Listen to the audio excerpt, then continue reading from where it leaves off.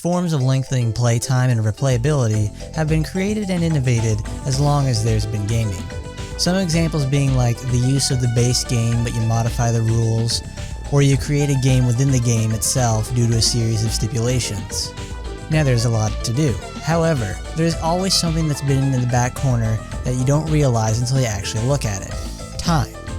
Time is important to everyone, and how you spend it can mean a lot.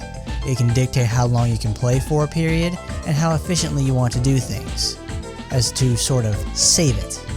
What if there was a way developers could harness this ability and turn it into a tool for and against the player? They did, and it's called Blink's the Time Sweeper. But on the other hand, it's called the stamina system, and you're going to need a lot of it to make it through the genre it's primarily used in. The reason for stamina is to make time a currency. Stamina itself is durable, portable, divisible, uniform, acceptable, and most importantly, limited in supply. You're going to literally spend time to attempt quests or watch the cutscenes occur. The bar, or whatever its equivalent is there to track how much your allowance is at the moment. Of course, you're going to use it, and use it to do your quests to collect resources, progress the story, level a character, etc. Then comes the inevitable time when you're going to run out. The bar is depleted, or a quest tells you when you go to repeat it that you need more stamina to attempt it again. Now it's on the player to decide what to do in this situation. Most of these types of games will tell you you're out and then automatically pop up some sort of replenishment menu. The player at any time can say no to this. Because if the player chooses not to use a replenishment item, they can wait the duration for the stamina to naturally replenish itself. That waiting takes a very long time, and it only gets longer and longer the further the player levels up. Say then the player chooses to use a replenishment item. Their stamina is restored and they can continue farming until the cycle repeats. It's all about that just one more aspect. Just one more play and I may get the rare loot. Oh man, I wish I had that little bit more stamina to do the quest again and I would have been done for the night. The list of justifications goes on and on in terms of why the replenishment was used. The thing with stamina is that it's a powerful tool to use in keeping a new player. Many of these gacha games have their stamina replenished on a level up. Of course, they'll have tons of ways to get EXP crammed down the player's throat to level them quickly and also flood their bar with excess stamina. With all that stamina, the new player will do the basics like progress the story and may even farm a little. It's a sort of little loan from the game and you'll pay them back with your assorted labor within the game itself. Eventually, this player will run out of stamina since levels have finally slowed down, but they will also have gained replenishment resources. They'll stare for a moment at the empty bar and see that little timer count down to the next stamina point, or seeing the insufficient stamina, would you like to use a potion screen. They don't want this initial wave of progress to stop. They're riding high and possibly enjoying it. So they're going to use and keep going until a wall or a plateau is reached, but at that point, they've got them. Stamina-based games are of course meant to be played in very small bursts for those who don't want to commit themselves to long sit-downs of playtime. You do like 1 or 2 missions and then wait for the stamina to refill. That's how it would go for those who have that level of control. When you've so-called spent your time, some people don't feel that's enough because they didn't get enough out of it, and then they'll be compelled to refill manually. Then, when those refills run out, take greater steps to keep playing.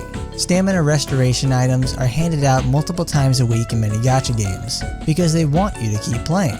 Some games are really good about giving you restorative items, and some are very stingy about it. However, on either side, you can spend premium currency to get more restorative items. In some cases this ends up being a sort of cost-effective idea if you're that into the game. In most cases though, it's not, as the prices for these restorative items in the premium shop are always terrible. That won't matter so much to people who are real far gone.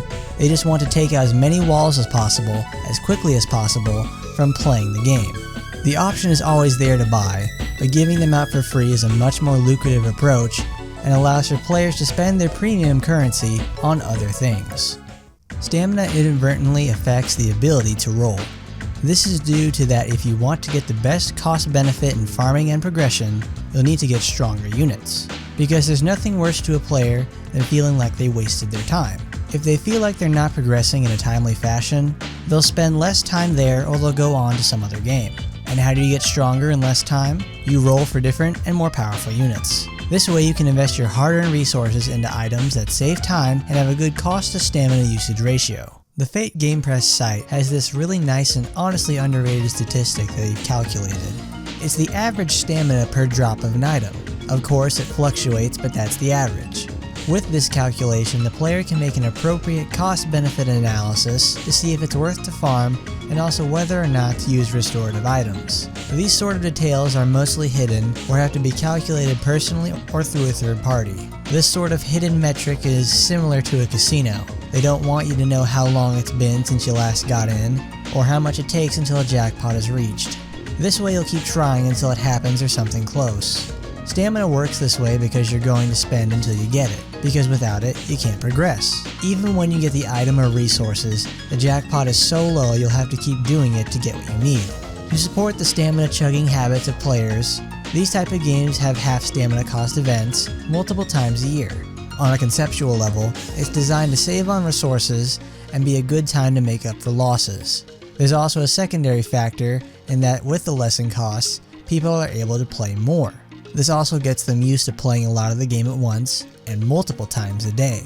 When they're used to it and the eventual end of half stamina is up, the players will be used to such playtime they will probably keep it up.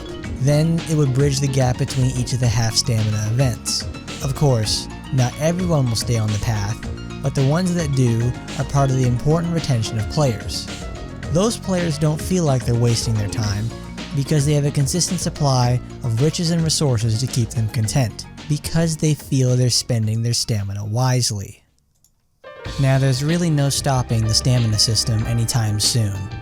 It's a tried and true method that yields predictable results. Because the play cycles don't change, it's the game mechanics that do. As long as those game servers are on Earth and stamina is tied to time itself, you're just gonna wait. Patience is a virtue, and that is tested real hard when you start playing these. Is there a solution? Is there a way to get away from such a practice? It's called just not playing. At that point, you're the real winner, and no amount of sexy JPEGs can change that.